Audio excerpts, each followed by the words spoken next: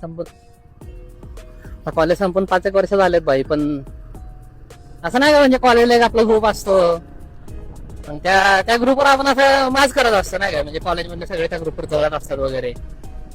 पण विषय असा आहे की तो ग्रुप किती दिवस आपल्या सोबत राहिला, म्हणजे आता हे सगळ्यांनी रिलेट करायचंय.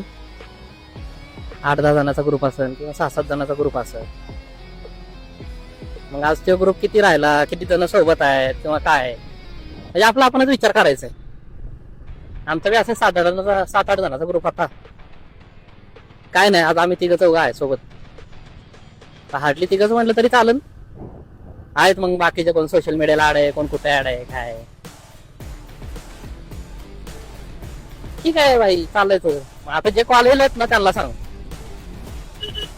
ग्रुप बिप काय नसतंय काय, म्हणजे कोणासाठी कोणाला भांडत बसू नका.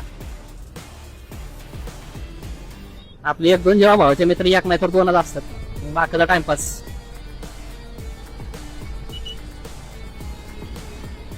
त्यामुळं करिअरवर फोकस करा, टाइमपास नका करू. कॉलेज लाईफ जगा, एन्जॉय करा, ग्रुप बिप करा, पण तेवढ्या पुरतं तेवढंच करा.